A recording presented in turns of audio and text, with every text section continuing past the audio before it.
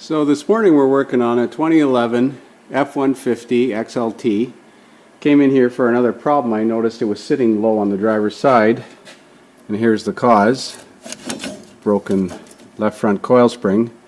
But did a front end inspection, and there's play in the right upper ball joint, and this ball joint is questionable. It's original as well. Considering that you almost have to drop this coil spring assembly to get these bolts out of here, I'm going to change this control arm as well while we're here. Now, unfortunately, Ford put an ABS module on this side, so you can't put a ratchet on there, but we can put a box end wrench, ratcheting box end. This side here, we can put an impact gun in here. I'll show you a little trick that I discovered to getting this shock out of here without dropping the lower control arm at the bushings here, which is unusually difficult. So just loosen the two control arm bolts so that the control arm will pivot up out of the way.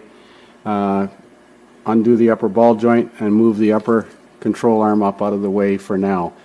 In fact, we might be able to use an impact gun once the shock is out of the way from the inside, so I'm planning on doing that.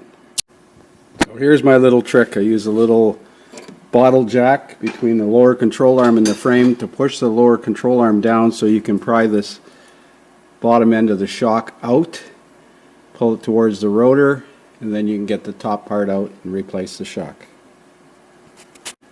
So now you can see with the spring strut assembly out of the way, you can easily get the impact gun in there to get at these two upper control arm bolts.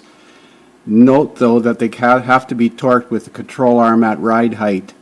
So we're going to reassemble it but leave them loose and then tighten them, torque them at ride height, because this is a bonded rubber bushing on the top here, and you don't want to overstress the bushing. It has to be torqued at ride height. So there it is, all back together again. As I said, with the ball joint undone and the control arm sitting horizontal at ride height, you can tighten those two back control arm bolts, and those are tightened to 111 foot-pounds. The upper nuts that hold the shock in up in top here are 30 foot-pounds.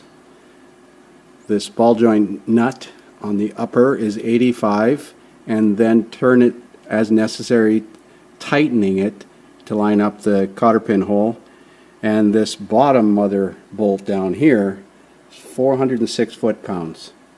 Two ugga-duggas. Well, two strut assemblies and two upper control arms.